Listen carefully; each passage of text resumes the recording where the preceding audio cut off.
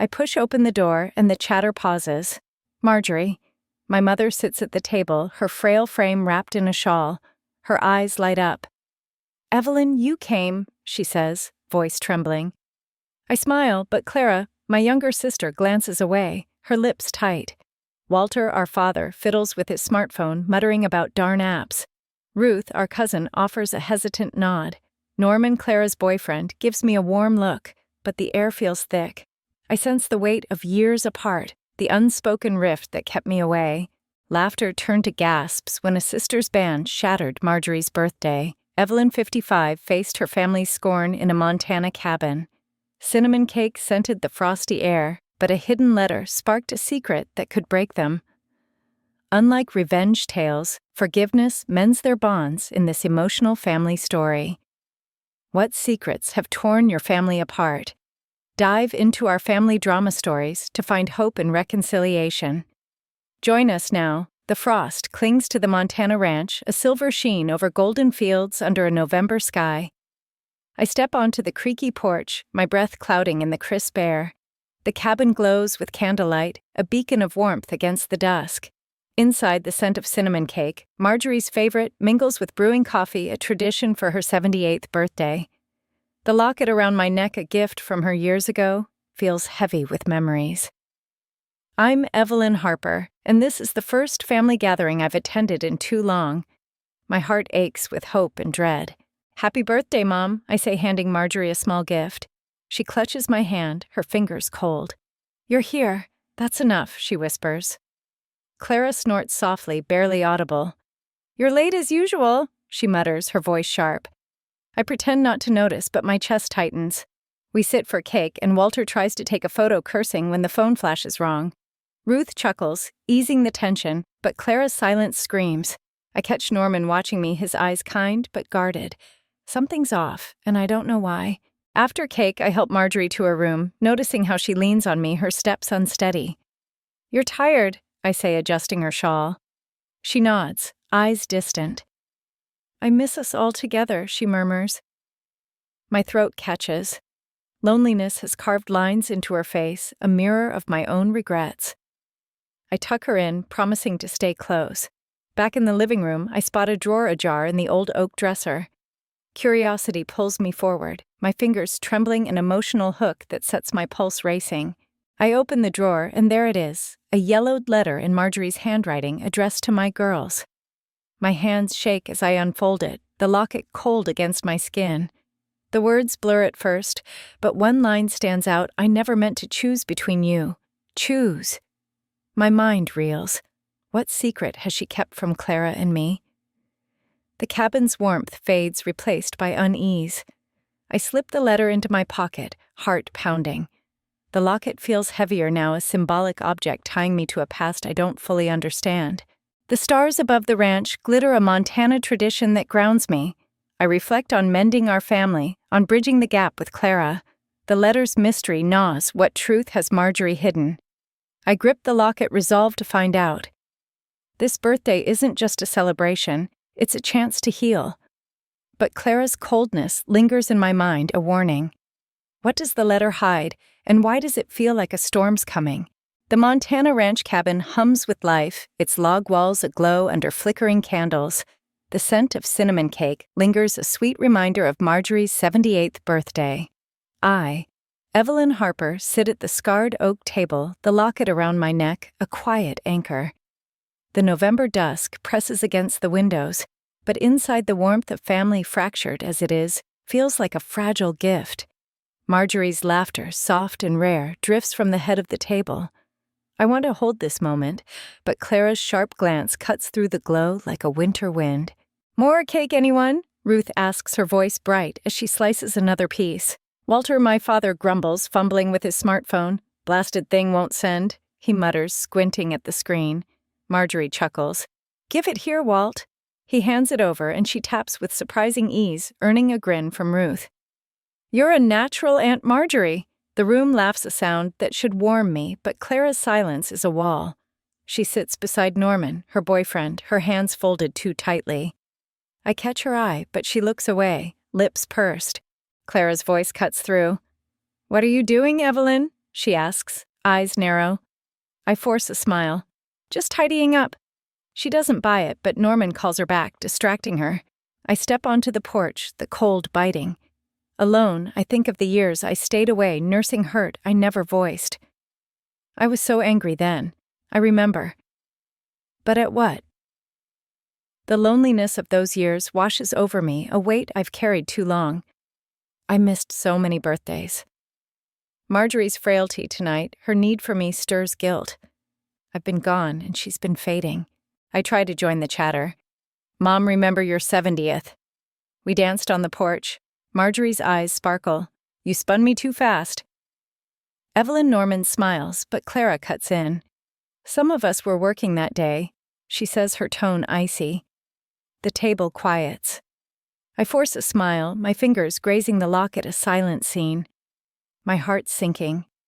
She's never forgiven me for leaving, I think. I thought success would prove I was enough. The laughter resumes, but it's a sound as trigger, each chuckle a reminder I'm on the outside. I feel not good enough, a sting that burrows deep, echoing years of distance. Walter's phone buzzes and he groans. Now it's updating. What's cloud sync? Ruth snickers and Norman leans over to help. Just wait it out, Walter, he says. Patient. The light moment eases the air, but Clara's gaze stays fixed on her plate. I try again. Clara, how's your shop doing? She shrugs. Fine. Not that you'd care. Her words land like a slap. Norman touches her arm, whispering something, and she softens, but only for him. I swallow hard, the locket's weight, a reminder of better days, a symbolic object tying me to Marjorie's love. Clara. What's wrong? I ask, voice steady but soft. She glares. You waltz in like nothing happened. You left us. Her accusation hangs unanswered. Marjorie frowns, confused. Girls, please. Walter, distracted by his phone, misses the shift. Norman looks at me, his expression unreadable, a hint of the ally he'll become. I want to argue to spill the hurt of those years, but I hold back compassion for Marjorie, staying my tongue. I walked away. I admit silently, but why does she hate me still? Marjorie reaches for my hand. Tell us about your work, Evelyn. I hesitate, sensing Clara's tension. It's busy, Mom. Leading a team keeps me on my toes. Norman nods, a flicker of respect in his eyes, but Clara scoffs. Must be nice being the big shot. The room stills again. Ruth clears her throat, offering more coffee, a nod to Montana's hospitality, but the gesture can't mend the crack. I recall past birthdays alone, the phone silent, my apartment empty. Loneliness carved those years, and Clara's words reopen the wound. The cake sits half-eaten, a symbol of fractured unity. I reflect on my place here, questioning if I belong. The stars outside beckon Montana's vastness, a mirror to my uncertainty. Clara's exclusion stings, but I won't give up. Ruth clears plates, her chatter about the weather, a thin shield against the strain. Cold snap's coming, she says, glancing at me. I nod, but Clara's gaze burns from across the table. Norman, her boyfriend, sips coffee, his eyes flicking to me with a hint of concern. Walter, my father is still wrestling with his smartphone, muttering, Why is it so slow? Marjorie smiles faintly, but her hands tremble, a sign of exhaustion. I can't ignore. I reach over, adjusting her shawl, a symbolic object, soft and worn, a reminder of her care. You okay, Mom? I ask. She pats my hand. Just tired, dear. Clara's voice slices through. She wouldn't be so tired if you'd been here more. The words land like a spark on dry grass. I freeze my fingers, tightening on the locket. I'm here now, Clara, I say, keeping my tone even. She leans forward, eyes narrow. Now. After years of nothing.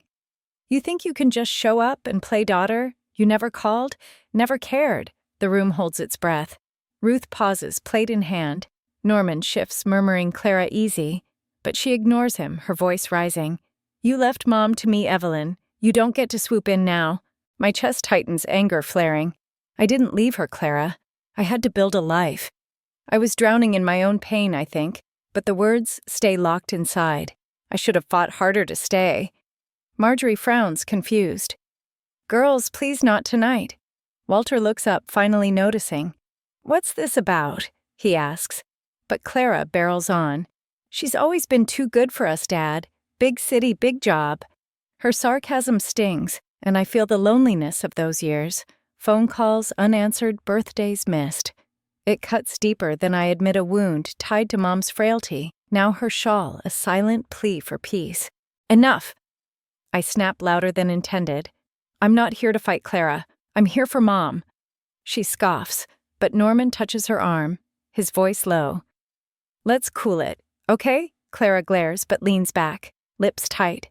A silent scene, her silence louder than words. The candles flicker, casting shadows on the walls, a Montana tradition of family dinners now strained. Ruth starts humming softly, a nervous habit, and Walter mutters about his phone again, oblivious. Marjorie's eyes meet mine heavy with worry, and I feel her loneliness a mirror of my own regrets. I stand adjusting Marjorie's shawl again, my hands gentle. Let me help you to bed, Mom. She nods, grateful, and I guide her from the room, her weight heavy on my arm. In the quiet hallway, she whispers, I hate when you fight. My throat catches. I know, Mom. I'm sorry. I stayed away too long, I think, and let this rift grow. The caregiving weighs on me, her fragility a stark reminder of time lost. Back at the table, Clara's still silent, but Norman's gaze follows me, a quiet promise of support. The tension lingers, a fragile calm settling over the cabin. I reflect on honesty, how I've hidden my hurt, letting it fester. Clara's anger hides something deeper, but what? The shawl soft under my fingers speaks of love I've neglected. Will this tension break us, or can I find a way through? The question hangs as heavy as the Montana night outside. The Montana ranch cabin blazes with candlelight, but the warmth stops at the dining room door. I, Evelyn Harper, stand on the cold porch, the November frost biting my skin. Inside, the remnants of Marjorie's birthday cake sit on the oak table, a cruel reminder of the family I'm losing. The locket at my throat feels like a stone, heavy with the weight of Clara's accusations. You left us. The stars above glitter indifferent as the cabin's laughter spills out, each note a dagger. I want to go back to fix this, but the rift grows wider with every heartbeat. I step inside, determined to try again. The room is alive, Marjorie's frail smile lighting the space. Walter, my father, chuckles at Ruth's story about a runaway cow, his smartphone forgotten. Norman, Clara's boyfriend, listens quietly, his eyes flicking to me with concern. Clara, though, is a storm waiting to break, her hands clenched. I clear my throat, voice trembling an emotional hook that betrays my fear. Clara, can we talk? Alone. The words hang fragile. She turns her face hard. No need, say it here. My stomach twists, but I press on. I know I was gone, but I'm here for Mom now. Can't we start over? Clara laughs, a sharp, bitter sound that's a sound as trigger slicing through the room. Start over. You don't belong here, Evelyn. You never did. Gasps ripple Marjorie's Ruth's. Walter frowns, confused. Clara, what's this? He asks, but she stands, voice rising. She's not welcome at Mom's birthday. She left us to struggle to carry the bills, the care. Get out. Clara, stop, Norman says, his voice firm, but she waves him off. You don't know my burdens, Norman. She left me to pay for everything, Mom's meds, the shop's debts. Her financial strain spills out a glimpse of her deeper motive, but it's buried under venom. Marjorie's voice cracks. Evelyn, stay, but Clara's glare silences her, and I can't bear Mom's pain. I'll go, I whisper, voice breaking. I storm out the door, slamming a silent scene, my footsteps crunching on frost, the laughter echoing behind. On the porch, the Montana night swallows me, its family gatherings a cruel contrast to my isolation. I grip the locket, anger surging. I built a life, and she calls it nothing. The memory of past birthdays alone, of Mom's unanswered letters, fuels my resolve. Clara's cruelty hides something dead. Yes, but more. The words hit like a slap, the high-stakes ban a public wound. Laughter follows Ruth's nervous giggle. Walter's uncertain chuckle, egged on by Clara's glare. It's a chorus of exclusion, amplifying the not-good-enough sting I've carried since Clara's earlier jabs. My face burns, the locket cold against my chest, a symbolic object. a lifeline to Marjorie's love now tainted by rejection. They're laughing at me, I think, like I'm nothing. The loneliness of years apart crashes over me worse now, seeing Mom's shock, her hands trembling under her shawl. The Montana ranch stretches into darkness, the November frost glinting under a sky ablaze with stars. I, Evelyn Harper, stand alone on the porch, the cabin's candlelit glow a distant taunt. The locket at my throat, Marjorie's gift, is cold against my skin, a faint tether to the family that just cast me out. Clara's words, "You don't belong here," ring in my ears, her laughter and the family's echoing like a wound. The cold bites deeper than the night, sinking into the loneliness I've carried for years. I want to flee, but Mom's trembling hands, her plea to stay, anchor me to this fight. The cabin door creaks open and Norman steps out, his breath clouding in the chill. His face, usually calm, holds a quiet resolve. I tense, expecting more judgment, but his eyes are kind. "Evelyn, you don't deserve that," he says, voice low. I clutch the locket. A symbolic object, its weight grounding me. "She's wrong, Norman. I never meant to abandon them." He nods, stepping closer. "I know. Clara's hurting, but I'll talk to her. You're more than she sees." His words carry a subtext, a hint of my authority he knows, but doesn't name a spark of hope in the darkness. I search his face, cautious. "Why help me?" "You're her boyfriend," he smiles faintly. "Because it's right, and because you're my boss." The admission is soft, a secret shared under the stars foreshadowing the truth he'll reveal soon. My breath catches a turn from despair to cautious optimism. "You'd risk that for me?" I ask. He shrugs his nod. A silent scene of loyalty. "Family matters. I'll get her to listen." His promise is a lifeline, fragile but real, stirring a warmth I haven't felt tonight. Inside the cabin hums with muffled voices. Walter's voice rises, frustrated. "This darn phone's frozen again." "What's a reboot?" Ruth laughs, teasing. "You're hopeless, Uncle Walt." The light moment. A slice of Montana's family warmth feels miles away. Norman glances back then at me.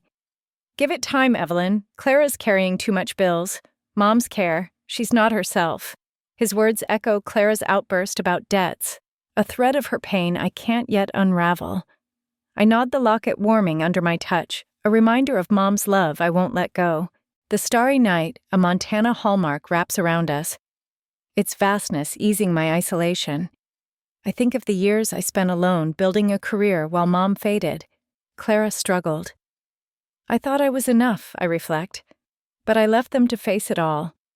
The loneliness of those choices haunts me, a mirror to Mom's frailty, her need for us together. Norman's offer feels like a bridge, a chance for dialogue to heal what's broken. "Thank you," I whisper, voice thick. He squeezes my arm, a gesture of solidarity, and heads back inside. I stay on the porch, the locket's faint gleam a beacon. I reflect on hope, how fragile it is, yet how it pulls me forward. Norman's mediation could change everything, or fail under Clara's anger. Will it work, or am I clinging to a false dawn? The cabin's glow flickers a promise I can't yet trust, but I'm not running, not this time. The stars above hold no answers, but they urge me to stay, to fight for the family I've almost lost. The Montana ranch cabin crackles with tension, its firelight casting jagged shadows on the log walls. I, Evelyn Harper, step back inside the locket at my throat, pulsing with resolve. The November night chills my bones, but Clara's ban, "You don't belong here," burns hotter. The dining room hums. Marjorie's frail form at the table's head, her shawl loose. The birthday cake, half eaten, mocks the fractured family around it. Norman's promise to mediate gives me courage, but Clara's glare, sharp as frost, makes my heart race, an emotional hook, a warning of the storm ahead. Walter, my father, polishes his glasses, oblivious to the strain. Ruth fusses with coffee cups, her chatter forced. "Anyone want a refill?" she asks, voice too bright. Marjorie's hands tremble, her eyes darting between Clara and me, a silent plea for peace. I take a breath, ready to speak, but Clara cuts in, her voice venomous. "Why are you back, Evelyn?" To gloat. The accusation stings, reigniting the not good enough wound. I open my mouth, but Norman stands his chair, scraping a sound as trigger, silencing the room. "Enough, Clara," he says, his tone steady but firm. All eyes turn to him, Marjorie's wide with confusion. Clara smirks, folding her arms. "Stay out of this, Norman," but he doesn't flinch, his gaze locking on her. "No, you're wrong about Evelyn. She's not just family, she's my boss." The words detonate a high-stakes revelation that sucks the air from the cabin. Clara's face pales, her smirk crumbling an emotional hook, her gasp a jolt of shock. Ruth drops a spoon, Walter's glasses slip, and Marjorie's hand flies to her mouth. The birthday candles flicker their glow, a fleeting nod to time's weight, a Montana tradition now dwarfed by truth. "My boss." The words echo a plot twist that shifts the room's power. I stand taller, the locket warm against my chest, but my heart pounds. He said it, I think, and there's no going back. Clara stammers. "You're—" "What?" Norman nods, unflinching. "Evelyn runs the company I work for. She's earned her place." "Clara, more than you know." The silence is deafening, a sound is trigger that amplifies the shock rippling through me through them all. I feel seen, validated, but the triumph is laced with uncertainty. Clara's eyes blaze, her reaction a mystery. I reflect on the power of honesty, how it's lifted me from isolation, if only for a moment. The firelight dances, casting hope and doubt in equal measure. Clara's next move is a shadow I can't read. Will she lash out or crumble? The question hangs as heavy as the Montana night outside. The candles flicker, a reminder of fleeting chances. I grip the locket, anchored by truth, but uncertain of the cost. The Montana ranch lies hushed under a vast November sky, stars glittering like scattered diamonds. I, Evelyn Harper, sit on the porch steps, the cabin's firelight a faint glow behind me. The cold seeps through my coat, but it's nothing compared to the ache inside. Norman's revelation. "She's my boss" still rings a moment of triumph, now swallowed by Clara's blazing silence. The locket at my throat. Marjorie's gift is heavy, a symbolic object carrying years of love and loss. The birthday cake, left half-eaten inside, feels like a broken promise, and I'm drowning in the weight of being cast out. I trace the locket's edges, my breath clouding in the chill. They laughed, I think. Clara's band echoing the family's giggles, a chorus of rejection. The feeling of being abandoned crashes over me, raw and relentless. I see it in flashes, a flashback to a summer years ago, Clara and I fighting in this same cabin. "You always get everything," she screamed, her face red, her shop failing while I climbed the corporate ladder. I left that night hurt and angry, vowing never to return. I abandoned them first. I realized, tears stinging. The loneliness of those years, the empty apartments, the silent birthdays floods back a wound I've never healed. Marjorie's voice breaks the quiet trembling. "Evelyn, is this true?" Her confusion cuts me, her frailty stark under the shawl. I nod, soft. "Yes, Mom. I wanted to tell you, but—" I trail off, seeing her struggle to process the caregiving stress, etching deeper lines in her face. Walter clears his throat. "Well, that's something." Ruth's mouth hangs open, but Clara's silence is a storm brewing. The loneliness I've fought the years of proving myself feel lighter under Norman's truth, but the cabin's tension warns of more to come. Marjorie's frail voice haunts me, her confusion at Norman's truth, her trembling hands under her shawl. I slip inside briefly, checking on her. She's asleep, her breathing shallow, the caregiving stress etched in her lined face. "I'm here, Mom," I whisper, adjusting her blanket. Her frailty mirrors my own fragility tonight, the fear that I've lost my family for good. The social issue of loneliness and aging grips me, Mom's need for us, my years of absence, Clara's burdens. I return to the porch, the locket cold, a reminder of what I've neglected. Inside the cabin is quiet, the others retreated to corners. Walter's snores drift from the couch, Ruth tidies softly, and Clara's absence is a shadow. Norman's gaze lingers from the doorway, but I'm too raw to face him. The Montana night, with its starry vastness, holds me a cultural touchstone that soothes seniors' souls. I think of Mom's words earlier, "I miss us all together," and the letter in my pocket, its cryptic line, "I never meant to choose." Choose what? The question fuels my resolve, a spark of resilience amid the sadness. They left me out, I reflect, but I left first. The pain of abandonment is heavy, but I see Mom's face, her need for peace. I was strong enough to build a life alone. I can be strong enough to fight for them now. Compassion for myself stirs a quiet strength. The locket warms under my touch, a beacon of hope. I wipe my tears, standing a silent scene, my silhouette firm against the stars. Can I find my way back to this family, or is it too late?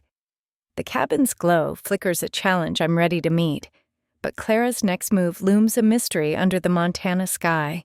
Back in the present, I touch the shawl guilt washing over me. I didn't see her pain, I think, and she didn't see mine. That fight drove a wedge years of silence growing from a misunderstanding. I felt abandoned by her resentment, but she felt I'd abandoned her first. Empathy stirs a soft ache for Clara's struggles, her shop, Mom's care, the weight she carried alone. The loneliness of our rift, the aging years we lost, mirrors Mom's quiet suffering, a social issue etched in her frail form. The Montana ranch cabin is dim, the firelight reduced to embers as the November night deepens. I, Evelyn Harper, stand by the window, the locket at my throat, a quiet reminder of the truths unfolding. Norman's bombshell. "She's my boss" still reverberates, but Clara's shocked silence has left a void. The birthday cake sits untouched, a symbol of broken bonds. Marjorie sleeps, her frailty weighing on me, and the letter in my pocket burns with its cryptic promise I never meant to choose. I need answers, but the past pulls me under, demanding to be seen.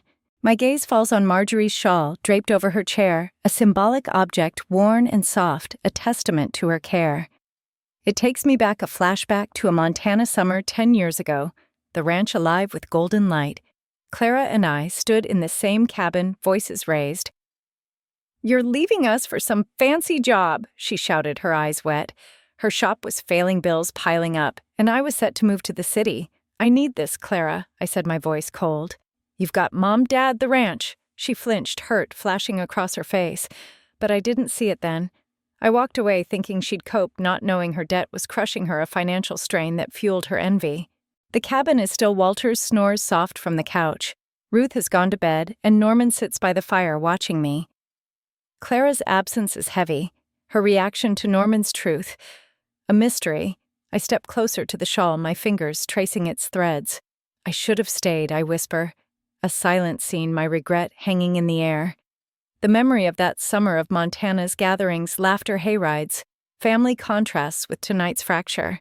Those days held joy, but also seeds of our divide, Clara's financial strain buried under my ambition. I pull the letter from my pocket, its words blurring through tears. What did Mom choose? The question gnaws a clue to Clara's anger. I see her now, not just as my accuser, but as a sister, drowning in debt and duty, lashing out to protect what's left. Empathy softens my heart. Clarity, breaking through regret. I reflect on healing, how understanding Clara's pain could bridge our gap. But what drove her to ban me tonight, envy alone or something deeper? The shawl holds no answers, but the cabin's embers flicker, urging me to find out. The Montana ranch cabin glows softly, its firelight dancing across the log walls as the November night holds its breath. I, Evelyn Harper, stand by the oak table, the locket at my throat, a steady anchor.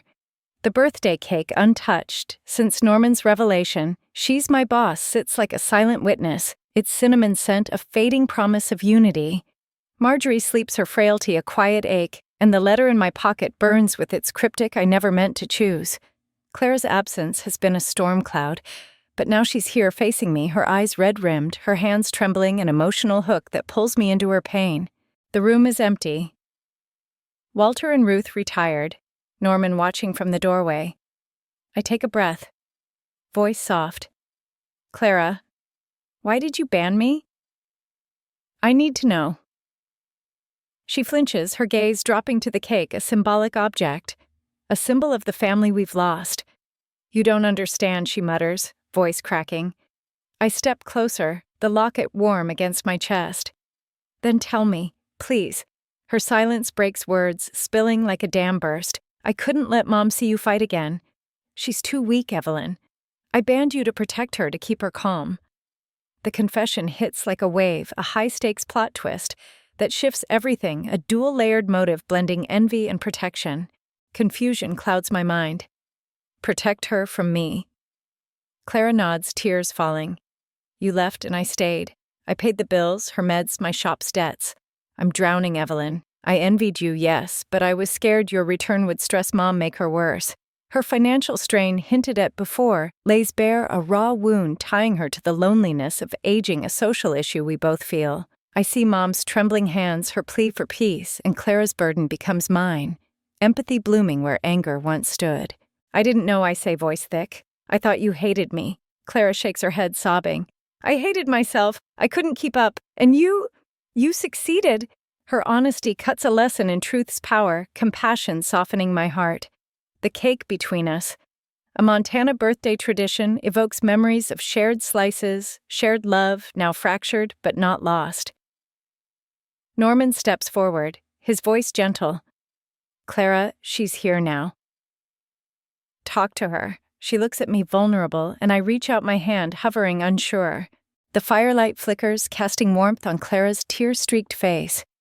I think of the years we lost the loneliness that carved us both, mirroring Mom's quiet suffering. She was protecting Mom, I realize, but at what cost? The letter's mystery lingers, a clue to deeper truths. But Clara's confession is a step toward healing. I reflect on compassion, how seeing her pain could mend us. Will I forgive her, or will this rift endure? The cake's untouched layers hold hope, but the path forward is uncertain, a question burning under the Montana stars. The Montana ranch cabin blazes with firelight, its log walls a warm embrace as the November dawn nears. I, Evelyn Harper, stand by the oak table, the locket at my throat, a steady pulse. The birthday cake, now a symbol of hope, glows under flickering candles. Clara's confession banning me to protect Marjorie has cracked the wall between us, but the letter in my pocket, with its haunting I never meant to choose, demands the full truth. Marjorie, frail and awake, sits at the table's head, her shawl loose, her eyes heavy with worry, an emotional hook that fuels my resolve. Walter, Ruth, and Norman are here. The family gathered for Marjorie's 78th birthday, a Montana tradition now strained by secrets. Clara stands opposite me, her face raw from tears, her hands clasped tight. I take a breath, voice firm. Clara, tell Mom why you banned me. She deserves to know. The room stills, a high-stakes showdown. Clara hesitates, her gaze flicking to Marjorie. I thought it was best, she stammers. I shake my head. The subtext of trust clear. No more hiding. Tell her. Marjorie's voice trembles. Clara, what's this about? Clara's shoulders slump, her voice breaking. I banned Evelyn to keep you from stress, Mom. Your heart, the fights, I was scared. I envied her too, her success, while I drowned in bills. The truth spills raw and honest, tying to her financial strain and caregiving duties. Marjorie gasps, tears falling, her frailty stark under the shawl, a caregiving stress that cuts me deep. You kept this from me, she asks, voice cracking. Clara nods, sobbing. I'm sorry, Mom. I was wrong. I reflect on positive justice, how truth has healed our wounds, binding us as a community. The cake's candles flicker, a promise kept. But a shadow lingers. Can I forgive myself for my silence, my absence?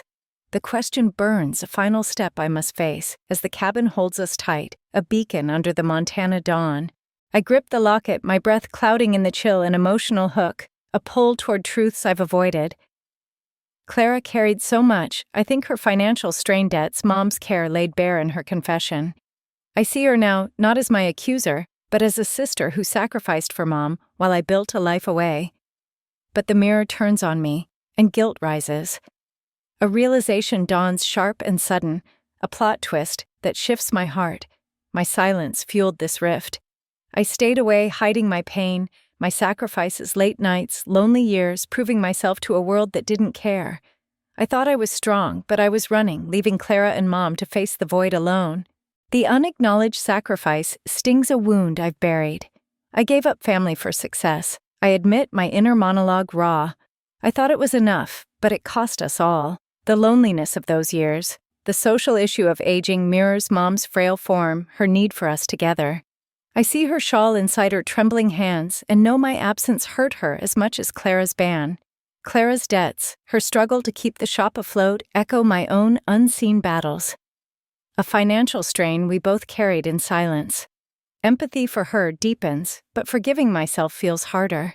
I step forward, my voice soft but unyielding. Mom, I stayed away too long, but I never stopped loving you. Clara and I both failed you with our silence. The admission is a bridge, a solution through dialogue. Marjorie reaches for us, her hands shaking.